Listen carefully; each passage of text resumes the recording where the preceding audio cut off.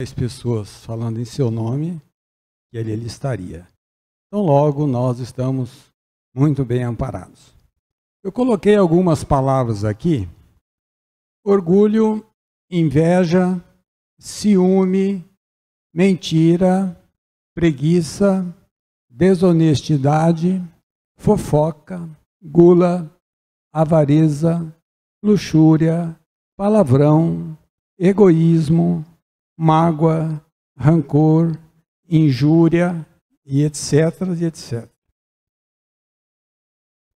Sintetizando, defeitos morais.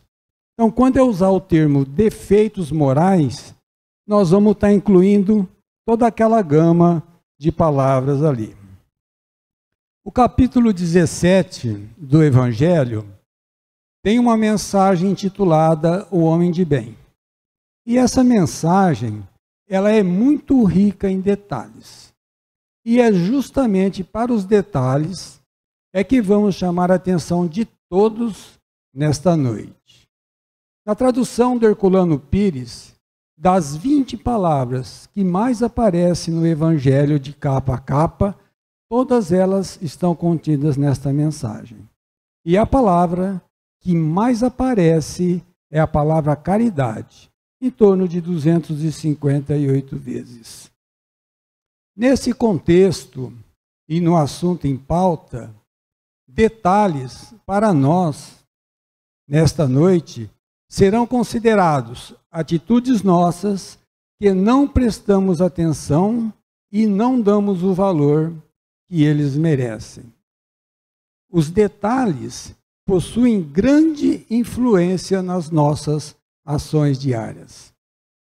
Se quisermos ganhar o tão sonhado céu, nós temos que prestar atenção nos detalhes. E aqui aqui é onde eu admiro as mulheres, porque mulher é cheia de detalhe, né? Tudo combinando. Brinco com tiara, bolsa com sapato, cinto com blusa, roupa de marca, elas conhecem de longe, né? Conhece de longe roupa de marca. É fulano de tal, é ciclano de tal. E o homem também não é diferente, né? O homem, quando vê um carro novo na praça, um carro que ele nunca viu, uma marca, ele fica querendo saber qual que é a marca, né? Qual que é a fábrica. E ele vai atrás de onde? Do detalhe. O que é o detalhe? Aquelas marquinhas, que pode ser Honda, Mitsubishi, Toyota, Nissan e etc. Quando você vai comprar um carro usado, ou quando você vai vender um carro usado, quem vai comprar, ou se você for comprar, qual que é a primeira pergunta? O carro tem algum detalhe? Ou seja, quem é do ramo já sabe. A pessoa está perguntando o quê? Esse carro foi batido? Esse carro está com motor bom? Pneu está careca? Documentação está em dia? Então, esses são os detalhes. E nós, ultimamente, temos prestado muita atenção nos detalhes. Quer ver um exemplo? Hoje, nós vamos no supermercado, hoje a gente já presta atenção na data de vencimento. Talvez uns 5 ou 10 anos atrás, a gente não fazia isso. Então, hoje, a maioria das pessoas já fazem isso. Ou seja, o detalhe, ele é muito importante.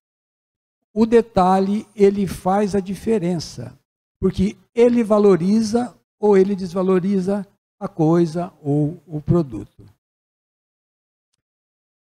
Vamos imaginar o Charlie Chaplin aqui, com aquele terninho dele, aquela bengalinha, aquela gravatinha, aquele chapeuzinho e aquele bigodinho. E aquele jeitinho dele de andar. Tá? Eu acredito que a maioria das pessoas conseguem visualizar isso daí. Consegue ou não consegue? Então tá bom. Todo mundo está conseguindo visualizar a carinha do Charlie Chaplin? Vamos tirar o chapéuzinho dele. Fica a cara de quem? Alguém quer chutar? Quer me ajudar? Hitler. Um pequeno detalhe. Um chapéu fez uma diferença muito grande. E Jesus foi o mestre dos detalhes, né? Marta, Marta, você está perdendo a maior parte. Fica aqui comigo, faça igual Maria está fazendo. Olhai os lírios do campo, prestem atenção como são lindos. Nem Salomão, com toda a sua glória, vestiu como eles. Olha, que lindos dentes tem esse cachorro. O cachorro estava morto lá não sei quantos dias, cheirando mal, e os discípulos todos desviando. Ele falou, não, pessoal, vem cá. Nem tudo está perdido. Olha só a dentição desse cachorro, que coisa mais linda. Se quiserem te tirar a capa, entregue também a túnica. Com certeza ele já estava prevendo os dias de hoje. O que nós falamos para o nosso filho hoje? Se alguém quiser te levar o celular, você entrega o celular, entrega o tênis, entrega a bicicleta, mas volta para casa, meu filho. Não é isso que a gente faz? Jesus previu. Enquanto todo mundo fazia aquela maior festa, porque o pessoal estava colocando sacos e mais sacos de ouro, joias, lá no gasofilácio, Jesus chamou os discípulos e falou, olha, sabe quem mais deu? Aquela velhinha lá. Mestre, mas ela deu somente 2 moedas, mas ela deu tudo que ela tinha. Então ela deu mais que todo mundo. Então os detalhes e as pequeninas coisas fazem parte da nossa vida a todo momento. Só que tem um detalhe. Nós não prestamos atenção nos detalhes. O detalhe na nossa vida é igual ao dente. A gente só percebe quando ele dói. Quando ele não dói, você não percebe que ele está na boca. Então, o objetivo de hoje é começar a prestar atenção nos detalhes. E como diz o caboclo, para a nossa vida correr melhor. O verdadeiro homem de bem é aquele que pratica a lei de amor, de justiça e de caridade, grifando na sua maior pureza. O que é uma coisa pura? Uma coisa pura é uma coisa sem manchas, sem vícios e sem defeitos. Uma mancha, por menor que ela seja, ela é uma mancha. Um vício, não importa qual seja, ele é um vício.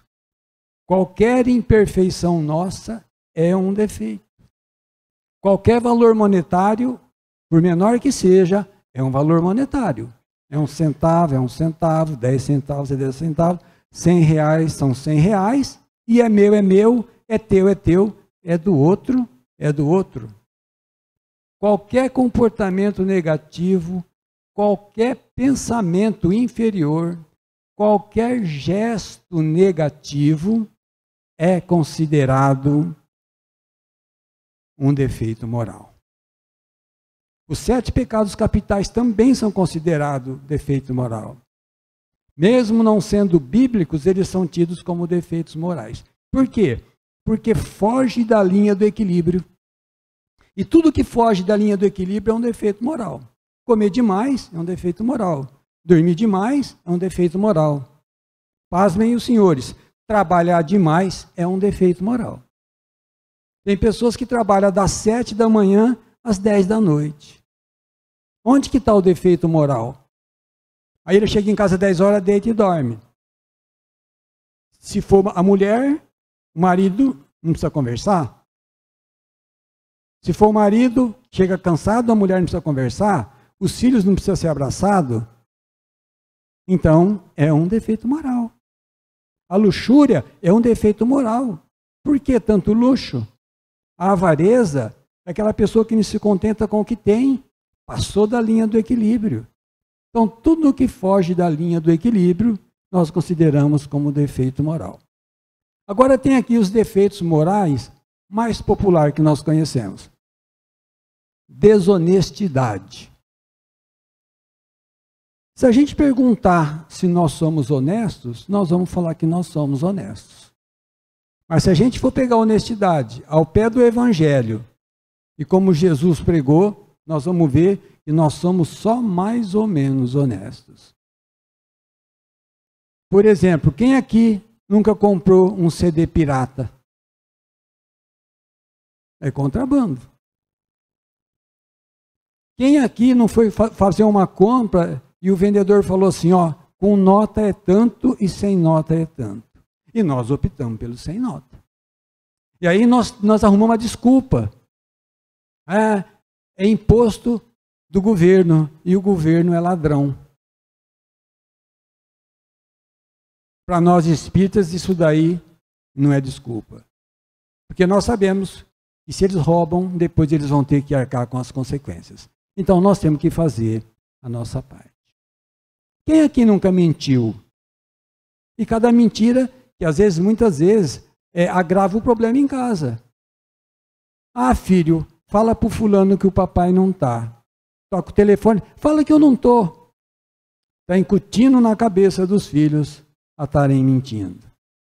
Quantas pessoas não pegaram atestado falso para ir pescar, para ir para a praia, até mesmo para ficar em casa? Comprometeu ele e comprometeu o médico que assinou o atestado.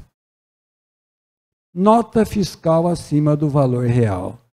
Estou acostumado a ver pessoal que trabalha de viajante, pega a refeição, nota sempre a mais. A refeição é 10, ele pede de 15 ou 20. Se aqui tiver alguém que faça isso, talvez por não ter pensado, que repense, porque não vale a pena depois o que ele vai ter que ressarcir. Porque tudo que não é nosso, nós temos que ressarcir. Lixo na rua e na rodovia. Eu viajo aí, eu vejo, o pessoal joga bituca de cigarro. É de noite, é de dia. E a televisão está falando, e a imprensa está falando. O lixo na rua. Os bueiros entope. Por quê? Porque nós jogamos lixo na rua. Então, a gente tem que prestar atenção nesses detalhes. A gente passa no sinal vermelho. Suponhamos que nós passamos no sinal vermelho e não aconteceu nada com nós. Mas alguém foi prejudicado porque nós passamos. Alguém freou, veio outro, bateu atrás. Nós somos corresponsáveis. Porque nós temos que depois reajustar isso daí. E os gatos? Não é aquele gato do meal que nós temos lá em casa, não. É o gato da energia elétrica, é o gato da água, é o gato da net. Está cheio de gato e gente que tem condições de pagar fazendo gato. Tudo isso daí vai contra os ensinamentos do Cristo, né? Falso testemunho. Tem gente que ganha dinheiro para falar que viu, aquilo não viu. E que para falar que não viu, aquilo que ele presenciou. E quer ver uma outra coisa, um detalhe que a gente não presta atenção, é o furar fila. O que tem furar fila? Depende do local. Se você estiver numa colônia de férias, onde está todo mundo sem fazer nada, né? E você furar fila na hora do almoço ali, na hora do café, não tem nada demais. Encontrou um amigo no meio da fila. Mas se você furar fila numa segunda-feira, numa sexta-feira, no banco, onde o pessoal está cheio de compromisso, você furou a fila, você roubou 10 minutos de quem estava lá atrás, e aqueles 10 minutos causou um prejuízo a ele. A justiça do mundo não vai te pegar porque não sabe, mas a justiça divina vai te alcançar. É a lei de choque e retorno. Vem cá, vocês já ouviram falar naquela palavra língua comprida? Fofoca? Eu costumo dizer que o fofoqueiro é igual ao sapo. O sapo tem a perna curta, o olho grande e a língua comprida. Mas tem um detalhe, ele vive na lama. E o fofoqueiro, quem gosta de falar mal da vida dos outros, infelizmente, ele vive enlameado. Ou seja, qualquer postura nossa que visa tirar vantagem ou de prejudicar alguém é tido como um defeito moral. O Evangelho é puro código moral. A essência do Evangelho são as normas de conduta que nos ensina como viver melhor e ser o mais feliz possível ainda neste mundo. Os Espíritos nos dizem que nós estamos encarnados com a finalidade aparar arestas, se acertar com as pessoas e consertar os nossos defeitos morais. Nós não viemos aqui nesse planeta para ser médico, dentista, mecânico, para fundar centro espírita, para ser isso, aquilo outro. Tudo isso é uma consequência. Nós nascemos para a evolução do espírito e para crescer como pessoas. Nós nascemos somente com o objetivo, fazer o bem. No Livro dos Espíritos, questão 860. Fazer o bem é nosso objetivo único. Único é único, ou seja, não tem outro. Nós vimos os defeitos morais. Agora nós vamos ver os sintomas que os defeitos morais causam na nossa vida.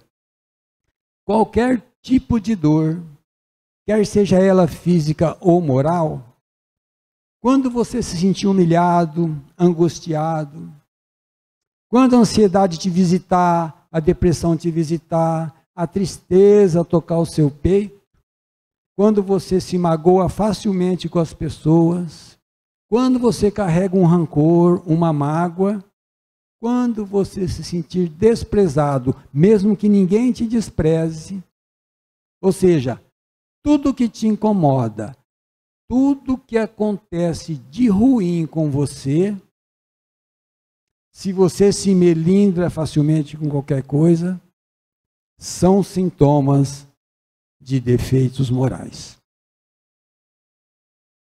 Faz parte do planeta que nós habitamos, então temos que procurar corrigir aos poucos. Espíritos de um grau mais evoluído não se deixam contaminar por esses venenos.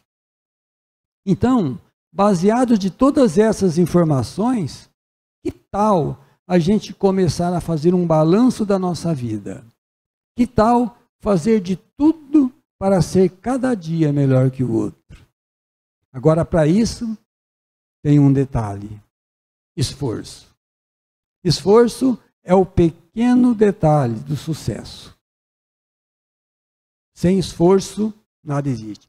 Quando a doença ou quando um problema surge na sua vida, na nossa vida, é Deus fazendo um convite para que você faça mudanças. Porque uma vez curado dos defeitos morais, todas as nossas dores e todos os nossos problemas desaparecerão. Foi Jesus quem disse isso. Quando ele curou e falou: vás e não peques mais, para que coisa pior não te suceda. Ou seja, ele falou: você só está sofrendo porque você tem pecado. Você está sofrendo porque você está cheio de defeito moral. Cura isso daí e você vai ver como você fica. E o processo de cura começa quando tomamos a decisão de mudar de vida. A estrada da vida é como outra estrada qualquer, cheia de retorno. Você errou, você pode retornar. Agora, em termos de distância, o caminho de volta será sempre o mesmo. O que vai diferenciar é a velocidade que você vai imprimir para voltar. E aí é que é o detalhe. É aí que está a diferença. E é aí que está o esforço de cada um. Quanto mais esforço para se tornar uma pessoa melhor, mais rápido é o caminho de volta. Mais rapidamente você começa o retorno de volta para a casa do Pai. Acontece que nós somos imediatistas. Todos almejamos o céu, mas ninguém quer morrer. Todos queremos nos curar, mas ninguém quer se tratar. Todos queremos ser felizes, mas ninguém quer promover a felicidade alheia. Queremos que os resultados aconteçam na hora que nós queremos. E na maioria das vezes, sem o detalhe do esforço. Mas não é assim que funcionam as coisas. Os resultados vão acontecer na hora que precisamos e na hora que merecermos. Porque o tempo de Deus é diferente do nosso. E dentro de nós estão as raízes de todos os males que sofremos, de todos os males que nos acometem. A função dos problemas e da dor é uma só. É despertar a consciência de cada um para que alguma mudança seja feita na sua vida. A dor é um alarme que soa na hora exata. Ela não soa nem 10 minutos antes e nem 10 minutos depois. Sabe por quê? É a única arma que Deus tem para nos alertar. Quando você está numa festa, num churrasco, num casamento, numa pescaria, Deus nem existe. Mas a hora que a dor chega, você lembra dele. Então é a arma que ele tem. E sempre que nós permanecermos na contramão do Cristo, o alarme vai soar. Sempre. E esse alarme, ele possui nomes. Problemas variados e dores. A dor tem a função de te acordar, te despertar e te colocar nos trilhos. Porque essa é a linguagem que nós entendemos. É a linguagem do sofrimento. Nós não entendemos outra linguagem. É castigo de Deus? Claro que não. É reparação, é reconstrução de cada um de nós. Um certo guru indiano, em uma entrevista na televisão, assim disse: a rosa desperta com a luz do sol, a pedra desperta com a força da dinamite. Nós ainda precisamos da pedra porque estamos em construção. Querem ver um detalhe corriqueiro que nos compromete por demais? São os nossos gestos. Qualquer gesto nosso, com a intenção de prejudicar ou ofender alguém, é um defeito moral. Aquele gesto que nós fazemos no trânsito aí, que a gente elogia a família toda da pessoa, pai, mãe, irmão. Aquele gesto que você olha para o outro e fala, esse aí, ó. Aquele gesto que você entorta a boca. Aquele gesto que você dá de ombro.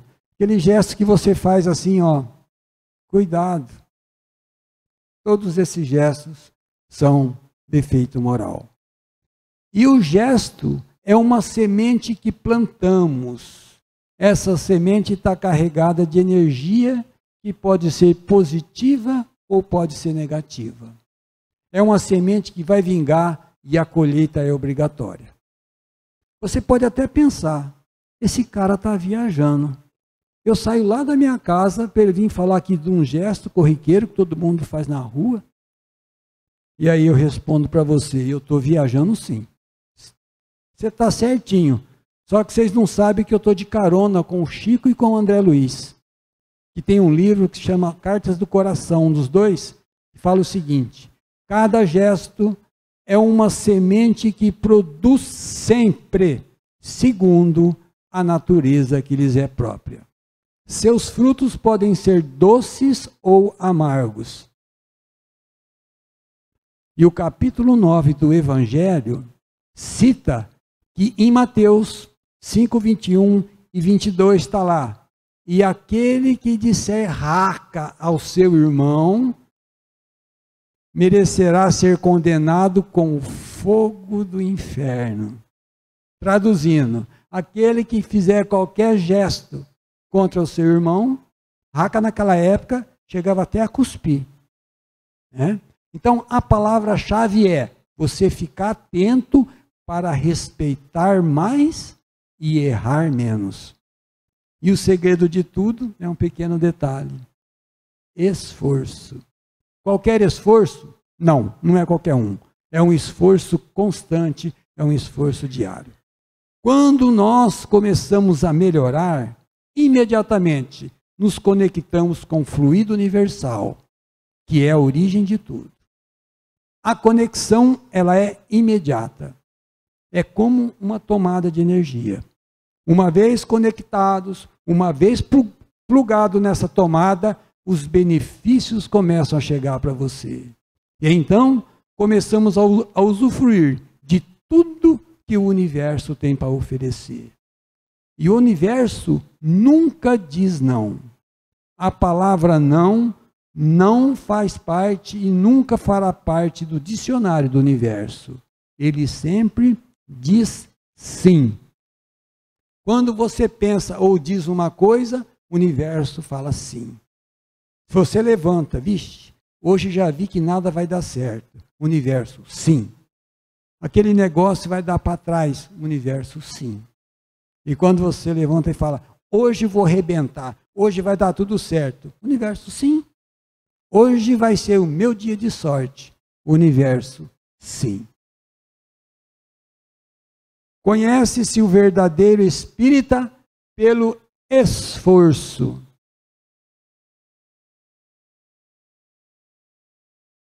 Vocês viram que eu estou batendo bastante na palavra esforço, né? Conhece-se o verdadeiro espírita pelo esforço em combater as más tendências. E má tendência é isso, é aquilo ali, as más tendências. Quando Kardec disse combater as más tendências, ele falava de se buscar a felicidade verdadeira e não momentos felizes.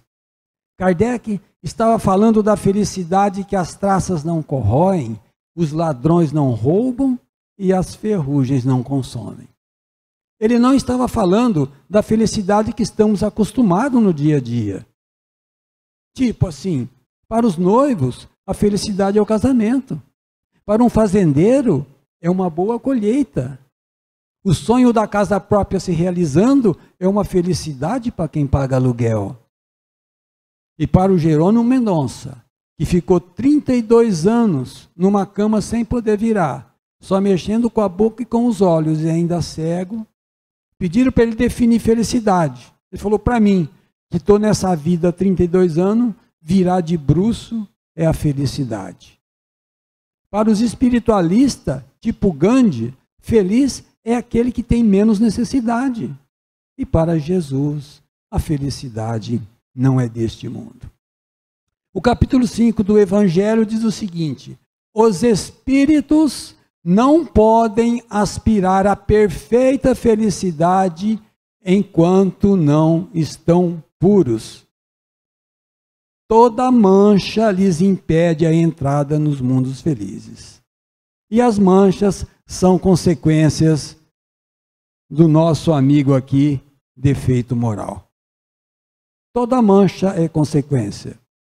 Enquanto nós tivermos dores e problemas, significa que nós temos mancha.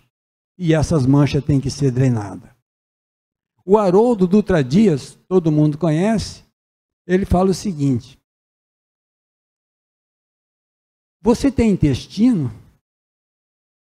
O planeta que os moradores do planeta têm intestino, então é um planeta que não é evoluído.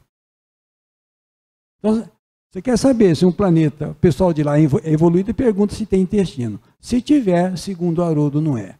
Então, o homem sai da Terra para mundos mais felizes quando se achar curado de suas enfermidades morais. Vou repetir. Os homens saem da Terra para mundos felizes quando se acharem curados das enfermidades morais. Capítulo 3 do Evangelho segundo o Espiritismo.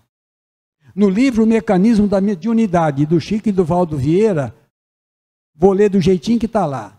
O defeito moral impede que recebamos todos os benefícios disponíveis do universo, inclusive o da cura. Por isso que somos doentes, por isso que nós não nos curamos, por isso que estamos sempre encrencados, por causa dos nossos defeitos morais. Enquanto não soar o despertador que tem aqui dentro de cada um de nós, enquanto a gente não acordar para a verdadeira realidade da vida, o sofrimento para nós é inevitável. A doutrina é consoladora porque ela esclarece e não deixa dúvida quanto ao futuro. Com o advento do Espiritismo, nossos horizontes se expandiram. Nós deixamos de pisar em terreno árido e arenoso e começamos uma nova caminhada em solo firme e fértil. Com a chegada do Espiritismo nas nossas vidas, nós saímos de uma condição de achar ou simplesmente acreditar para uma condição de certeza absoluta. O Dr. Bezerra nos diz: o Espiritismo é Jesus que volta de braços abertos, descrucificado, ressurreto e vivo, cantando a sinfonia gloriosa da solidariedade. Tem um sacerdote argentino, chama Alfonso Milagre. Nunca vi um sacerdote mais espírita que aquele.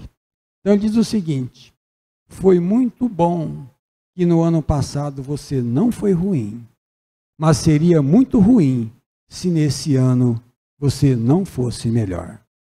E eu digo para vocês, foi muito bom que vocês aqui compareceram, mas seria muito ruim se não fizessem uma reflexão de tudo aquilo que foi aqui falado. E eu fico bem à vontade para pedir para vocês refletirem, porque tudo que eu falei aqui, nada é meu. Está tudo dentro da doutrina. Eliseu Regonati, ele escreveu um livro que chama Espiritismo Aplicado. E no prefácio está escrito assim: o colar de pérolas aqui exposto não me pertence. Meu apenas o cordão que as uniu. Então as pérolas jogadas para vocês estão tudo dentro da doutrina. A casa ofereceu tudo de melhor para o nosso conforto, para que o estudo se realizasse. A espiritualidade, a mesma coisa. Não mediu esforços para que o estudo de hoje acontecesse. Que nós possamos voltar para os nossos lares, levando conosco tudo aquilo que nós viemos buscar. Porque cada um sabe o que veio buscar, cada um sabe aonde aperta o seu calo. Que nós possamos ser aliviados nas nossas dores e atendidos nas nossas necessidades. Não devemos esquecer de um detalhe importante: a chave. Tem uma chave importantíssima, que é a chave que abre as portas que cada um de nós almejamos, que chama-se merecimento. Sempre merecimento. O merecimento abre todas as portas do universo, inclusive aquela porta estreita cobiçada por todos nós, que é a porta do céu.